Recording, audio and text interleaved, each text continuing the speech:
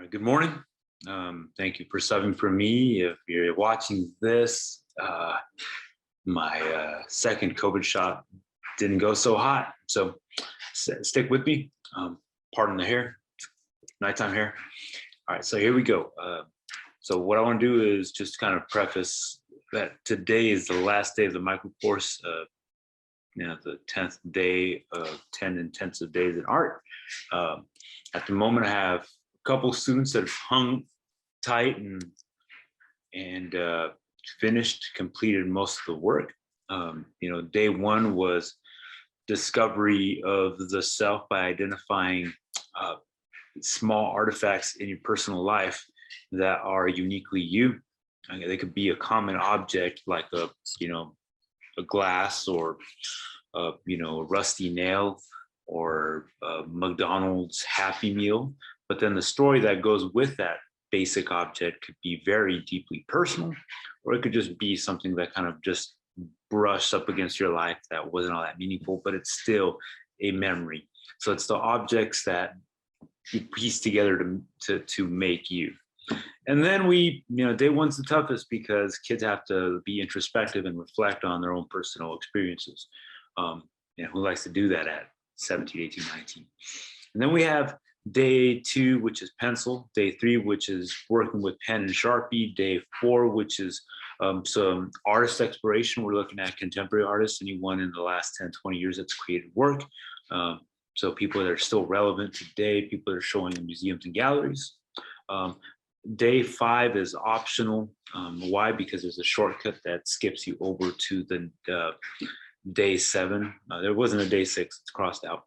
I'll show you like this in a minute. I'm just kind of telling you the way things progress. We have a charcoal day 5, and then a day 7 is a continuation of that artist research that we talked about. Day 8 is working with watercolor to apply color, to apply background to a drawing. And then by day 9, you're piecing it all together. You're drawing, you're sharpening, and you're painting, and you're tapping into artists, and you are looking at your own personal life and your personal artifacts. You piece it together to create an art piece that's distinctly you because of your experiences, even though it might be an everyday object. And that's the structure of the class. So for today is day 9. You'll be explaining, it's the final day, but the day 9 in my structure of things. So let's take a peek. If you're looking at this, you should be able to see my class. To log in, I'm going to go ahead and give you my login. Just look at the email. The login information will be there. It's going to be the student view. You're going to see this. You have accounts, you have dashboard, you have a course. So really all you have to do is go to canvas.instructure.com, enter my fake username, my fake password, and it'll get you to this page. You'll have access to home and modules. You don't need modules, you just need home. That button gets you here. The rest of the anatomy of this first page is to click here for all of the assignments, and then a description of stuff that you don't need. I do want you to take, please, if you're teaching my class, this is the entry task. Students have spent the last 6 or 7 days voting for the best artist. By tomorrow, or by the time you're teaching this class, you'll have one artist here, one artist there. They're going to be pegged against each other, and students get to vote on the best for the micro course. It's our March Madness. So will it be Kande Wiley, JR artist, Caravaggio, or Banksy? You'll get to see it tomorrow, right now, and students get to vote on it, and may the best artist win. Now let's go back up.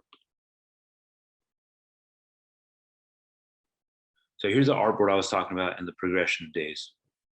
Got day 1, day 2, day 3, day 4, day 5, no 6, 7, 8, 9, and then by completing day 9, the student wins.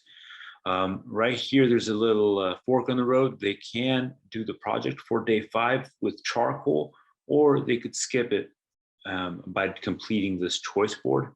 If you don't know what a choice board is, it's typically a grid, a 3x3, 4x4, 5x5, and students have to select specific projects or their choice of projects on that board. Let's take a peek at it, just in case the student asks, so you're familiar with it. To skip over day 5 and 6, 6 is non-existent, but to skip over day 5, you basically need to connect 4 consecutive tasks that are art related.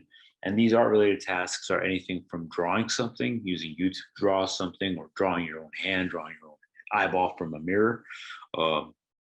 Or it could be something like discover 5 local artists in this area, or share your artwork on social media. The reason why those are important tasks is because to tap into artistry, to tap into being an artist, a creative, you have to be able to make yourself vulnerable. You have to be able to share your work. You have to be able to take criticism. All those things are really important. They take a little bit of bravery, so that's what it's all about. The hokey pokey. All right, let's close that. All right, so we talked about all the days. We're on day 9. Let's go ahead and click that. On day 9, also an interactive page. Got task 1, task 2, task 3. I'm going to start with task 1. It says, watch the video of ASAP Ferg being interviewed by Keith Haring, the artist who painted the yellow figures in the day 9 main page. These guys right here. Answer the following questions in your art journal and email them to Ms. Martinez. If a student doesn't have an art journal, blank piece of paper works. It says, what are ASAP's professions according to the video? Where did he go to be with other artists? Meaning, in the video, he describes what he had to do to escape his normal tribe to go find his artist tribe. Number 3, who are some of his favorite artists? And number 4, what does ASAP Ferg say about Keith Haring and the vibe created by his work? And that's found at the very end of the video. This is to show students that anyone can talk about art. Kind of great. Okay, that's it. Task 2.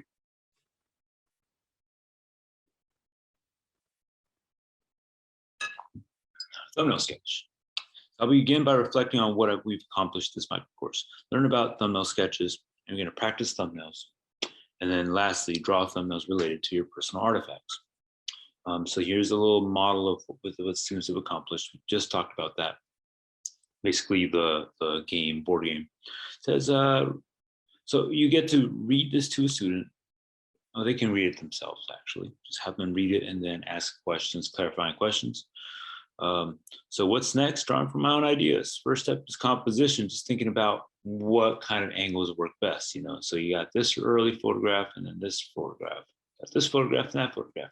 Compare them, see which one's better. Why is it better? Asking students, like, why does this photograph below, why is it more interesting than the one above?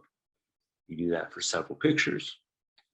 And this is a bonus feature. No, they don't have to do anything here, but this is one of the composers to Childish Gambino's Redbone. I'm sure you've heard the song, maybe. Anyways, it's just fun to listen to someone describe how they pieced it all together. And nothing just happens automatically or naturally, that you have to play around with certain things to make things fit right? And so the idea is to make things fit right, and we draw a bunch of rectangles. So for all students to get to this point, they have to draw a page full of rectangles. I'd say, there is no minimum. There's a reason why they call them thumbnails, because they should be about the size of your thumbnail. But for this example, we're allowing, rectangles that are roughly about an inch or 2. So it says no longer than the full length of your thumb. Then says, read my poem once again and begin sketching out ideas. Students should have their poem created by now. It's the first assignment in the first day. If they don't, they have to head back and work on it a little bit. It says, think of myself as a movie director catching dynamic angles for the story of me. After drawing an idea, redraw it from a different perspective. My ideas should relate to my life story. However, they can be details that were not included in my poem. Our goal is to capture a personal artifact, so I should be identifying different objects related to my personal life experiences. So here they are drawing a bunch of different things from their own personal poem. You can watch this video just to get a better sense of what that means. and then they draw it multiple times. They can change different personal artifacts. They can revisit personal other previous sketches at any point. They can try different mediums to generate different vibes, different looks. It usually helps for ideating, for coming up with new ideas, if you just simply change your medium. So once they have sketched out enough to fill all of those rectangles, they're ready for the next task. Oops, didn't mean to close that. All right, task 3. All right, for the final project, it's a combo project. They're combining everything that they've learned from day 1 all the way to now. They're going to need watercolor. They're going to need masking tape, watercolor paintbrush, water cup, dry paper towel, wet paper towel, and a visual arts journal. They're going to take their sketches and find their best composition, and they are going to try to draw it on one of the watercolor pieces of paper. That's the 11 by 14 unrolled paper. And what they do is identify that personal object that they sketched out that they thought looks best in their thumbnail sketches. Let's say it's an aguacate or a rusty nail or a pair of vintage boxing gloves or my turtle named Tank here. The next thing they do is they can sketch it out in pencil. It's okay with me, but I recommend just creating a background first, not going too dark, but creating a background. The next thing you do is start drawing out the object that you think is going to be a personal artifact. Here I used the picture of Tank. Next, what I did was I inked it. I took Sharpie and I Sharpied this as much as I could. The last step would be to finalize. So after looking at it, after viewing it, I realized that it needed more. It just didn't say Tank, it said turtle. So again, this is a personal artifact, so I wanted to personalize it a little bit more. So I started adding like the cityscape of LA, because that's where we own this Arabic box turtle, if I remember correctly.